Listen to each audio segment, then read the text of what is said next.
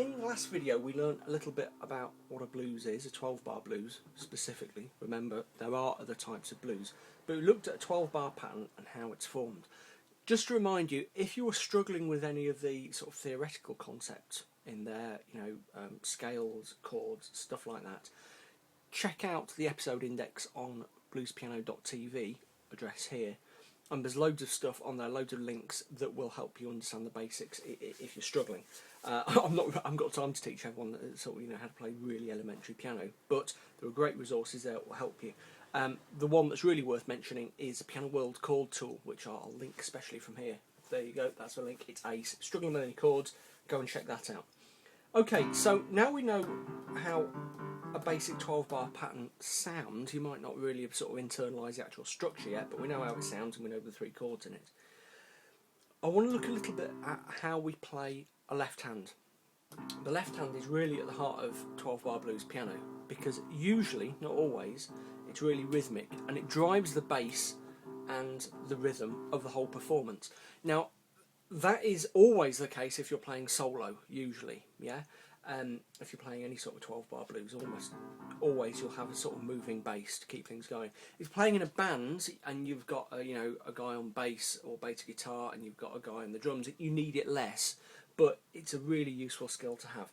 So in this video we're going to look at a first really simple left-hand pattern, and more importantly how to make it work with your right. One of the tricky things about learning blues piano is getting your 2 hands working together. It's not easy. Okay, so this basic left-hand piano we're going to do in the key of C. It's nice and easy. This is the bottom half of my keyboard. That is middle C up here. Okay, and that's for C, obviously 2 octaves below middle C. Right, what we're going to do for this left-hand pattern, I'll just play it a little bit first. As you can see, I've got my little finger on the C. I've got my second finger on the G, which is 1, 2, 3, 4, 5 notes up from C, and I'm alternating the G with the A, the 6th note. So the key notes are the 1st, the 5th and the 6th. 1, 1, 2, 3, 4, 5, and 1, 2, 3, 4, 5, 6. Okay? And all I'm doing is swapping that pattern, C and G, with C and A. So on every beat, my pinky is hitting C, and G and A are alternating. That's the 4th and 5th notes above C. But of course, 12-bar blues is about more than one chord. We've got to go up to an F chord from the C. Remember? Okay, in the pattern. To do this in F, again, you use F, the 5th note above F, and the 6th note above F. So that's C and D. And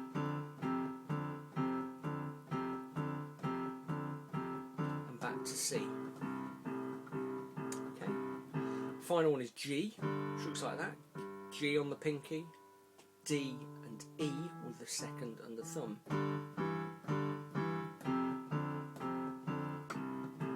Okay. Just to bore you into ground, let's play a whole 12-bar blues with that pattern in the left. Really watch it, try and copy it on your own piano, okay? Here we go. Bar 1, 2, bar 3, 4, 5, 6, 7, 8, 9, 10, 11, 12. Okay, you should be able to hear the beats in there, by the way. I wasn't reading out all the beats. It would have been 1, 2, 3, 4, 2, 2, 3, 4, 3, 2, 3, 4, 4, 2, and so on, yeah? Okay, so that's how it looks. The thing to do now, before we move on, I mean, look at the exercise I'm about to play, but really get that under your hands, okay? It's a good idea also to try it in another key as well. Let's have a look at it in a fairly simple one, like F.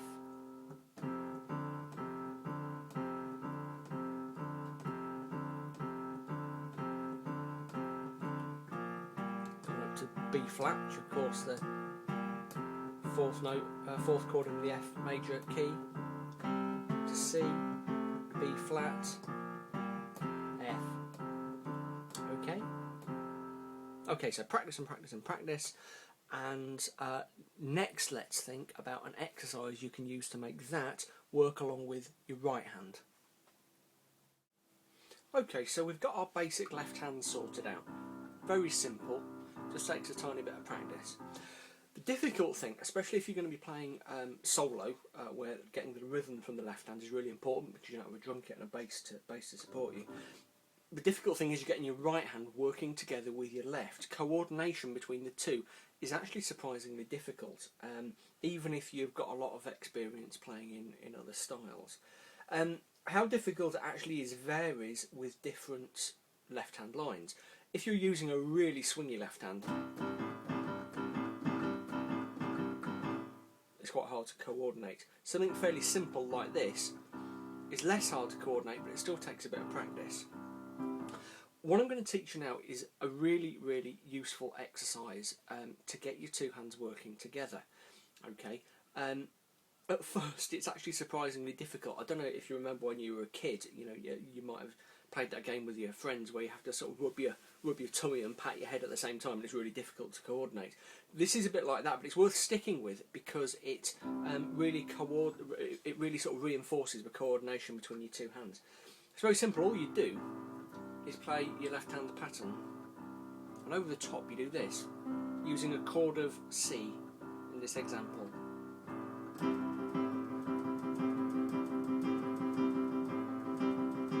So as you can see, I'm playing the left hand pattern with just those, it's quite hard to talk and do it at the same time actually, with just those fast chords in the right, and we're using the 1 2 3 1 2 3 1 2 3 1 2 3. So for every beat I'm hitting 3, okay? 1 2 3 4 1 2 3 4 1 2 3 4 1 2 3 4 1 2 3 4 1 2 3 4 1 2 3 4 1 2 3 4 1 2 3 4 1 2 3 4 1 2 3 4. Okay?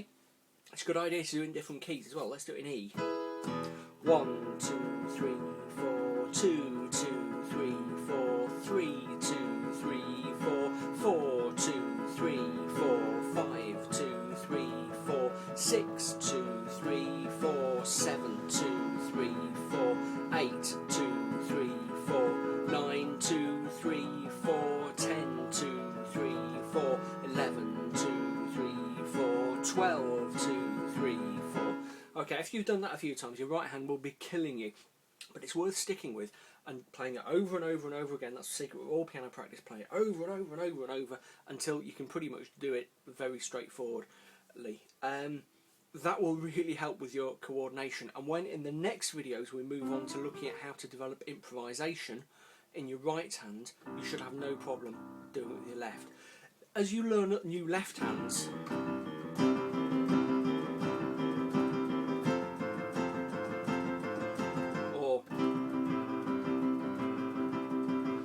be sure to try and exercise with them because you'll find it really helps. Okay, next video we're going to look at the blues scale, which is the foundation of right hand improvisation. Okay, so stay tuned. Any questions you have about how any of this works, shoot me a question either on the comment thread of my YouTube channel or in the comment thread of the individual post where this is posted on bluespiano.tv. Here's the address if you're not sure where that is. And I look forward to hearing from you. If you do have any problems, I will do my very best to help.